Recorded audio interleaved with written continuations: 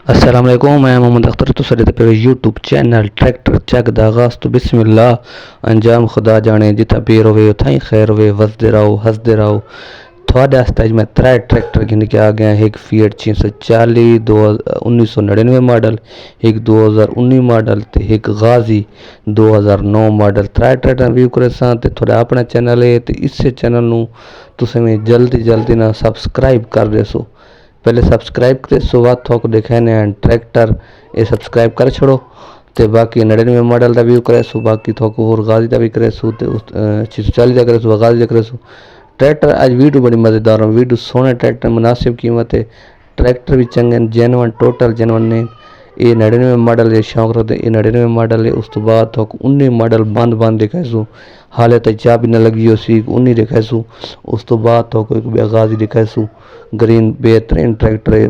थोन त्रै ट्रैक्टर का व्यू करे सा, बड़ी मज़ेदार वीडियो है। वीडियो स्किप नहीं करनी तो इंशाल्लाह थोको आसी मज़ा ट्रैक्टर की मुकम्मल वीडियो हांडा टूब देख सो। जेनवन टोटल की खल है कि इजी हांडा टुटी हो, बाकी त्रै कणा रिम देख सो, टायर देख सो, मैकेनिकल ओके ते देख सो ते बाकी 16 ने पास कर गया मैकेनिकल इंजन का हिस्से का गेयर का ओका 16 ने पास कर गया। बाकी ट्रैक्टर तुम चेक करो तसली दे नाल।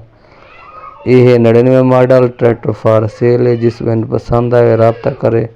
बाकी ये टोटल जेनवन किल काबला सारा मुकम्मल अपना गिद्दी खल है, ना ये टुटा ना बनना है बिल्कुल। इस 99 का मुकम्मल व्यू करो बिल्कुल हांडा टॉप तक अपना खल है, किल काबला अपना गिद्दी खल है तो 99 हर चीज़ अपनी अपनी।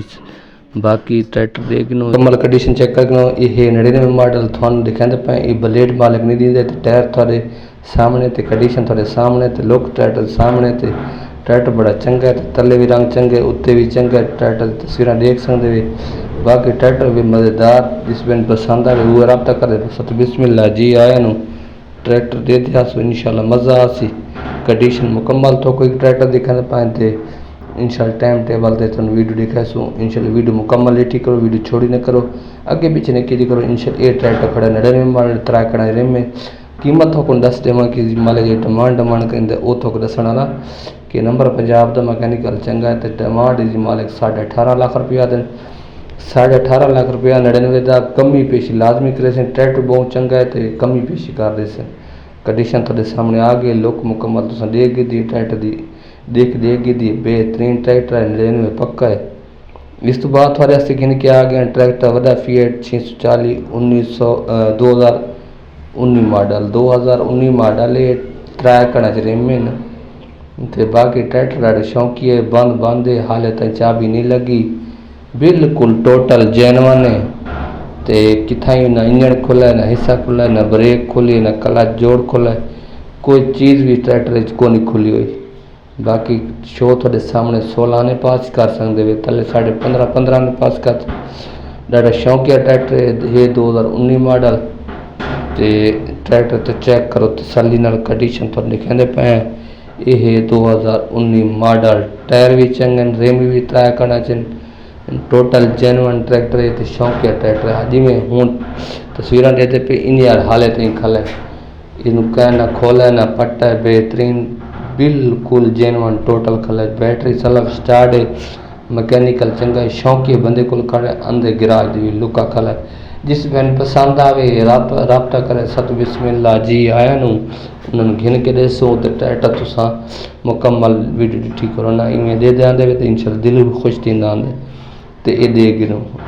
ये 99 मॉडल तले टैमक देखो, पंप देखो, हाइड्रोलिक पंप देखो, दूसरा पंप देखो यार, इस ताई फिल्टर भी जिन्होंने खड़े देखो यार। ये चीज़ है कम की चीज़ है, बड़ा न्यू जैसा ट्रैक्टर बिल्कुल जीरो के मुकाबले जीरो के मुकाबले खल है तो ट्रैक्टर टोटल जनवन है। इंजन का चंगा है, फुल टाइट है, ना खुला ना पट्टा। इसकी कीमत तो दस देव मालिक की डिमांड तो करें ढिग 28.5 लाख रुपया 28 का देवे या 28 तो 27 लाख 70-75 हज़ार का देवे, क्योंकि ट्रैक्टर 1.5 साल देवे जीरो जैसा।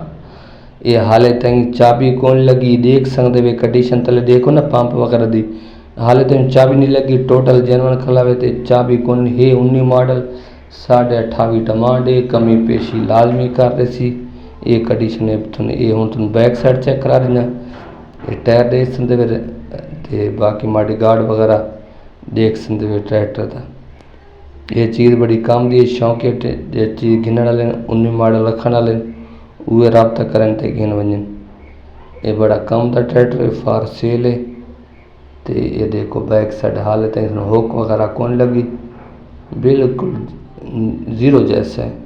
बाकी तो थर्मीमीटर मीटर चेक कर मीटर थोड़े सामने चला खड़ा है तकरीबन 850 950 के हेर फेर।